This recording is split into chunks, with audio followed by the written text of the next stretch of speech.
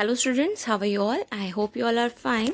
Today we will continue our chapter verb. In previous classes we have discussed about the verb and their kinds, and also we have discussed helping verb. Okay, helping verb क्या होती हैं और models क्या होते हैं, auxiliary verbs क्या होती हैं, हमने उनको देखा था. Okay, now we will start verb, and in verb we will read today transitive and intransitive. Okay, so first of all we have to read some sentences to identify and to know about the verb, to know more about the verb. Okay, so sentences. Lata sang a song. लता ने गाना गाया. Okay, अब लता ने क्या गाया है? Song गाया है. Song is here object, and who sang the song? Lata sang the song. Lata is our subject, and what did he do? He did sang. Okay, उसने गाना गाया है. I wrote a letter. मैंने एक letter लिखा. किसने लिखा? मैंने लिखा. So here I is subject. क्या किया है? लेटर लिखा है, राइट किया है. So wrote is your verb and a letter is our object. Okay. Children like sweets. बच्चों को sweets पसंद है. So children here subject, like verb, and sweets are object. Okay. So in each of these sentences the verb takes an object. तो जितने भी ये sentences थे वहाँ पर आपको ऑब्जेक्ट दिया हुआ था, like song, letter, sweets are objects. ये हमारे ऑब्जेक्ट्स हैं. So a verb that takes object is called transitive verb. यानी कि जिन भी सेंटेंसेस में आपको वर्ब के साथ साथ ऑब्जेक्ट दिया होता है आप उन्हें बोलते हो transitive verb. The object usually answer the question what और होम. यानी कि आप किसी भी सेंटेंस में अगर ऑब्जेक्ट फाइंड आउट करना चाह रहे हो तो अगर आप उस सेंटेंस में क्वेश्चन करोगे व्हाट और होम, यानी कि क्या हो रहा है या कौन कर रहा है, तो आपको आपके ऑब्जेक्ट का आंसर मिल जाएगा. और इससे आपको समझ में आ जाएगा कि जो आपकी वर्ब है वो ट्रांजिटिव है या इंट्रांजिटिव है. Okay, now we will read some other sentences. Now look at the following sentences. Birds fly. Birds उड़ती हैं. The sun shines. सूरज चमकता है. Those verbs do not required object. ये जो verb है fly या shines, यहाँ पे आपको ऑब्जेक्ट की रिक्वायरमेंट नहीं है, बिकॉज ये खुद ही जो वर्ब है ये सेंस को कंप्लीट कर रही हैं and they express the action by themselves.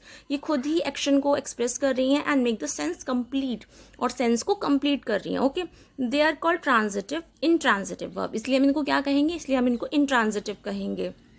Okay, some verbs can be used both transitively and intransitively. कुछ verbs ऐसी होती हैं जो आप transitively भी यूज करते हो और intransitively भी आप यूज करते हो. Okay, now what is transitive verb? Transitive verb क्या होती है? A transitive verb does not have direct object. यानी कि अगर आपसे direct definition पूछे जाए that what is transitive, then you can say that a transitive verb does not have direct object. For example, the pilot landed the Antique aeroplane. अब pilot ने land कराया एक एंटिक्यू एरोप्लेन. ओके, अब हम question पूछेंगे what he landed, so we can say that the antique aeroplane.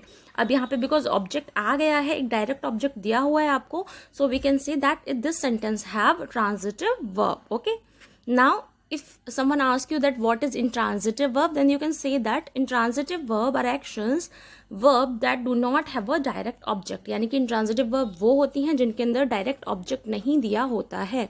And one more thing that you have to remember that linking verbs are always intransitive.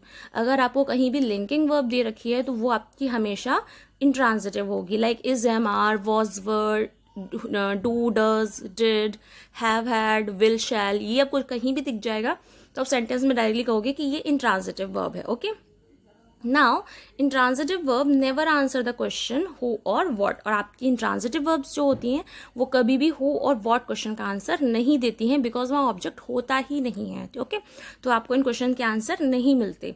For example, the pilot landed carefully. यानी कि pilot ने बहुत सावधानी से landing कराई. Okay, here is no object. So अगर हम इस क्वेश्चन में आंसर करेंगे कि क्या लैंड कराया, किसको लैंड कराया, तो हमारे पास इसका कोई आंसर नहीं है. Okay, then we will say that landed is intransitive verb. ये क्या है? इंट्रांजिटिव वर्ब है.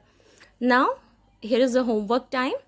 Let's practice determine if each verb is transitive और इंट्रांजिटिव. आपको बताना है इन सेंटेंसेस को पढ़ के कि इनमें से कौन सी ट्रांजिटिव वर्ब है एंड कौन आपकी इंट्रांजिटिव वर्ब है. Okay, hopefully it will snow this year. यानी कि आशा है कि इस बार बारिश होगी.